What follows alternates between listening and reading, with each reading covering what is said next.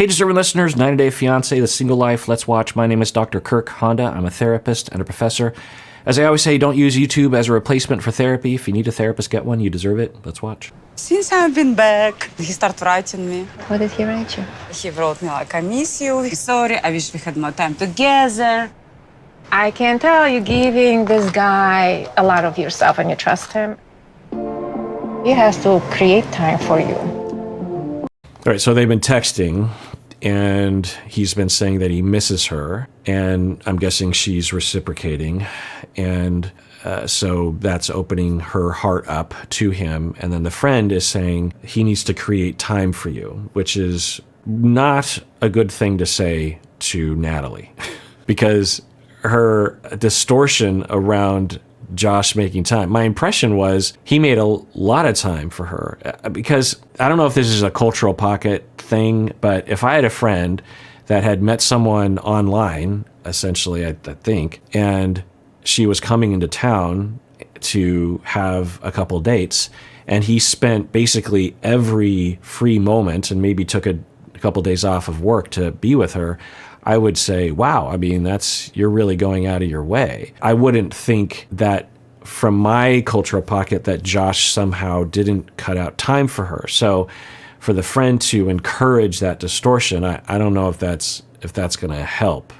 But really, what's the difference to me? Why do I care? I guess I would want for Natalie, well, there's really nothing that's going to work unless she gets specialized treatment. Now, she can get corrective experiences through relationships with Josh, but the amount of triggering that's going to happen between her and any she looks more triggered, more reactive than she did a few years ago when she was with Mike in the beginning, which I don't know what that means. I don't even know if I'm seeing that right, but it seems to me like things might be getting kind of worse, like their relationship with Mike kind of set her back further and made her more reactive. So I don't have a lot of hope, honestly. Yeah, I don't have a lot of hope regarding Natalie's ability to navigate relationships and her distortions and her reactivity without in-depth long-term therapy. So I guess if I keep that in mind, then I'm just like, well, it doesn't, so it goes back to what I was saying earlier, and just like, I just hope whatever experience happens with Josh, which in all likelihood, if I was to put money on it, is not going to work out for one reason or another. I mean, or, it's also an early dating relationship. It's also a long distance. So I would just hope that whatever happens in this relationship, that it helps her to gain insight so that she can go to therapy.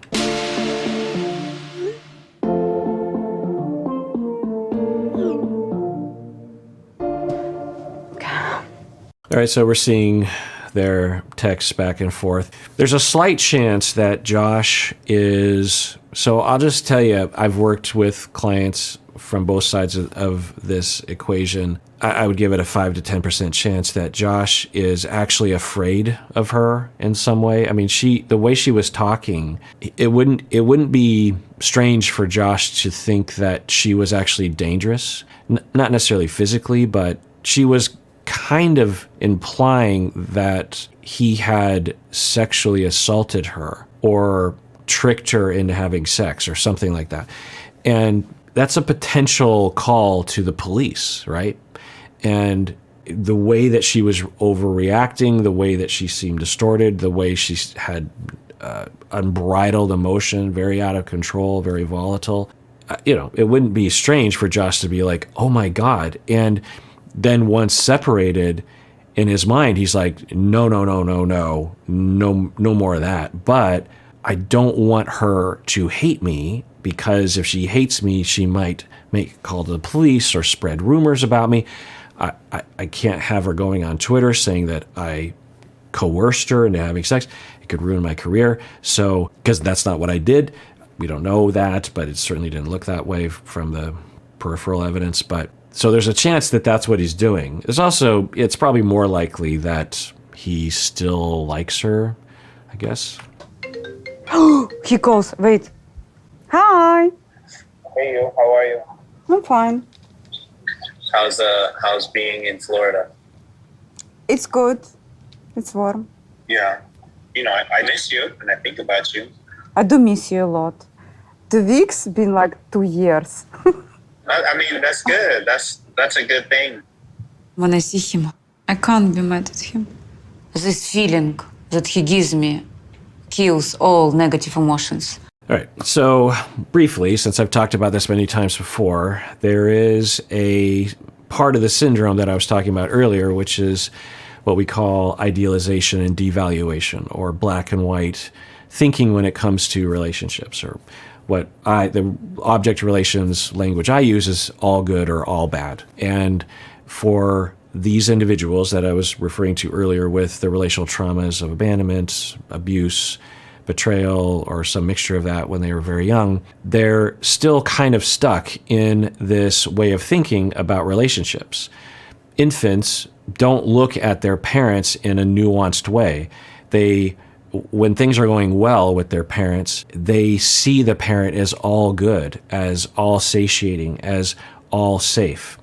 And then every once in a while, that's not how they're experiencing the parent. Like the parent is not buying them a toy at the store that they want, or the parent is putting them to bed before they want to go to bed, or something like that. Or the parent is busy working when on their phone, and the kid is upset because the parent isn't available to them. In those moments, the child will flip to an all bad position toward the object, and they will see you as all bad. They will be very angry. They won't even have access to those good parts of you. Some people even frame this as they will see you as a different person, that the good mother is actually a different human being than the bad mother. And the children will split these off so that they don't infect each other. The good mother needs to be preserved, and so we can't have the bad mother a part of the good mother because it will poison the well. And so the bad mother must be a different person, a different human being altogether. It's essentially the model of thinking. It's not exactly that way, but it is one way of looking at it. And if you have a lot of attachment disruptions and injuries early in life, in a sense, you can become arrested in that way of thinking about human beings and attachment figures, and yourself. Actually, you retain that idealization and devaluation about yourself as well, which I won't get into. But so when these individuals are dating and things are going neutral to well, the person with these attachment issues and the syndrome I'm talking about, they will see their partner as all good. It's just like, oh my God, she's the best. She does this for me. She's the most perfect person. And this is, again, when love bombing happens. And it's because they're not doing it on purpose, the love bombing. They actually feel like their object, their dating partner, is literally the best human that's ever lived. And they believe they've never felt that way before, even though they probably have felt that way. But they don't know that because they're all gooding. They're idealizing this situation. And it's not on purpose. It's a neurological reality. And then when they get triggered, when the object becomes a frustrating object, then the individual with the syndrome will split into all bad, and then they will devalue you, as we say. But another way to say is all they can see is the bad aspects, and they can't access your good qualities, and they hate you, and they want to reject you, and they want to yell at you, and they want to get rid of you.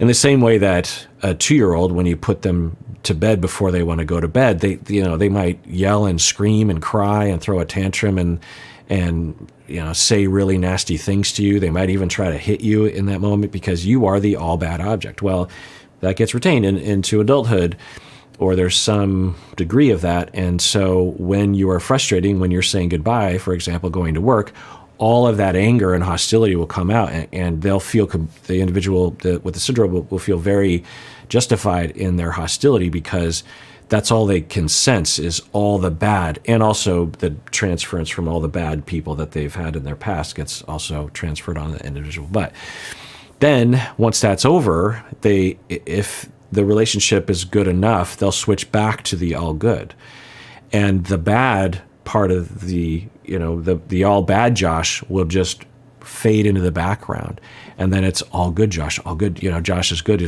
everything's amazing. And this whole process has a side effect in that when the all bad is experienced again and the individual shifts to that, it will feel very abrupt. They'll be like, how am I here again? It'll feel very strange to the individual because over time they might remember, wait, I remember really hating him last week. Why do I need him so badly right now? And things can get really complicated for individuals. But anyway, so let's rewind that. That's a good thing. When I see him, I can't be mad at him.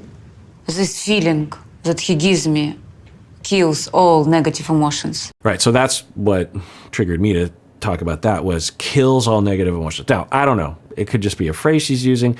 Also, people fall in love and that happens. So something strange about that particularly, but it just makes me wonder.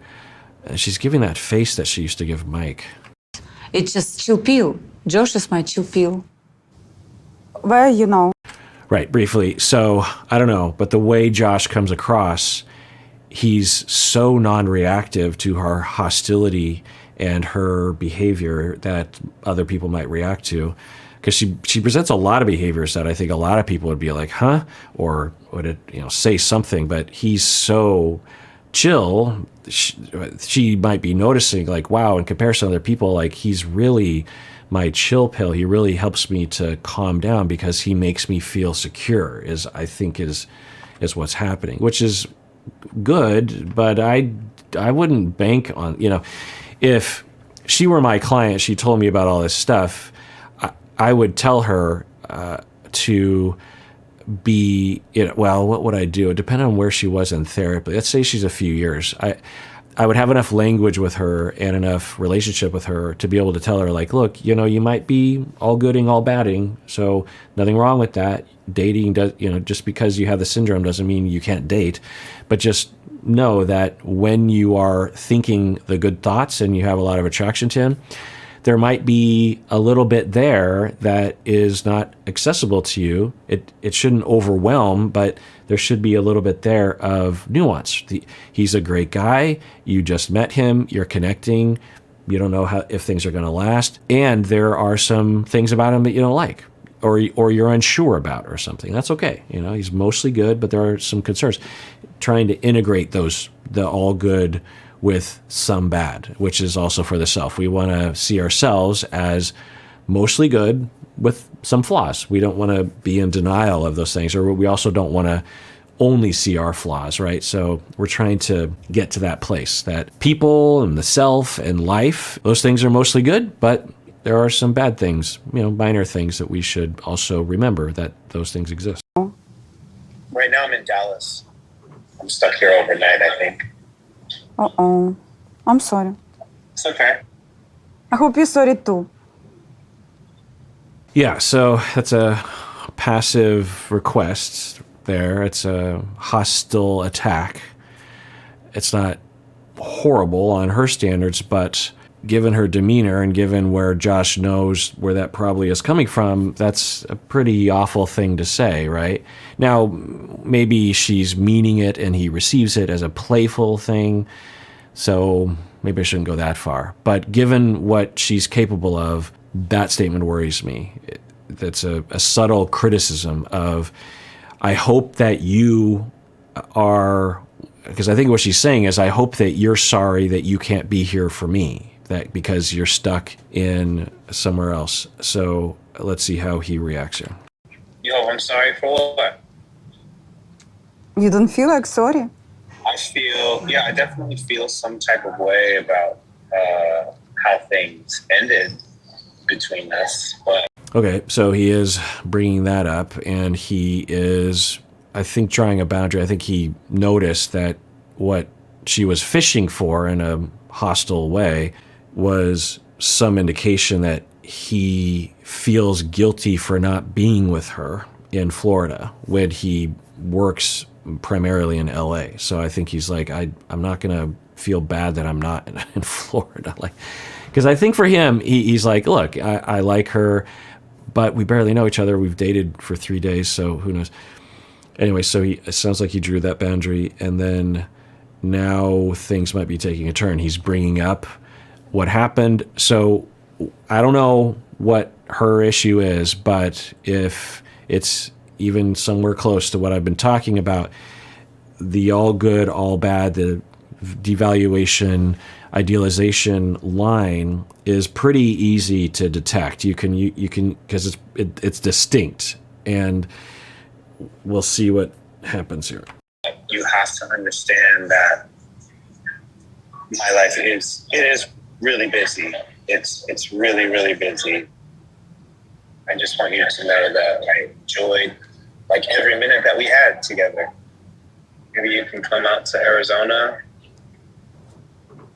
Arizona? I'm getting to know you, you're getting to know me. And Right. He is still, I think, in that rational space of we barely know each other. We're getting to know each other. So maybe we'll see each other again. And maybe that would be nice. But I think he's also thinking, but if we don't see each other again, I guess there'll be a little bit of a loss there. But I don't know her that well. So I don't know what's going on. we like each other. I think there's chemistry. And I think that we just need to spend more time together to really figure out, what this is. Another possibility that I'll throw out there is that some people will fit well with the syndrome that I've been talking about, or the various syndromes in that category, who have a similar attachment issue themselves, but it manifests in a different way, such that they need someone with a syndrome. Well, let's just talk about preoccupation. So let's talk about severe preoccupied attachment. There are some people that need a preoccupied person to be connected to because they are not comfortable with expressing their emotions and their needs. And the preoccupied person will express a lot of emotions and a lot of needs. And so when you consider both people as a unit, there's one person is expressing needs and emotions enough for two people. And so this person who wants to avoid all that gets to avoid all that because the other person is taking up so much space. But there's a lot of negative side effects to that because the avoidant person will judge the preoccupied person and call that person needy. But what's really happening is they are using projective identification because the avoidant person who comes across as non-emotional has a preoccupied person deep inside of them that they are in denial of or they don't like about themselves.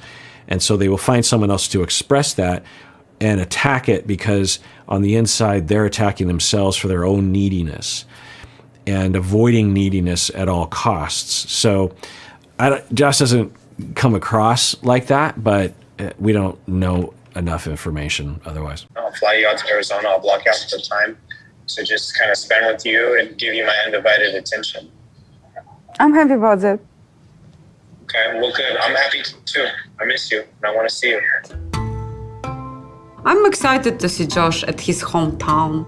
But I also understand that it kind of test for me if I can get along with his family. It means a lot for Josh, and I really hope he sees the future with me. So she's going to go out to Arizona to meet his family.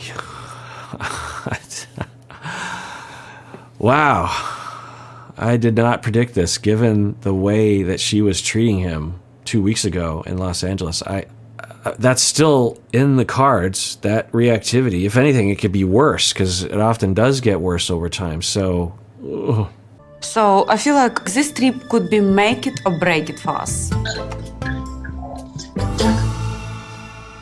All right, well, that does it for that episode of Psychology in Seattle. Everyone out there, please take care of yourself because you deserve it. You really, really do.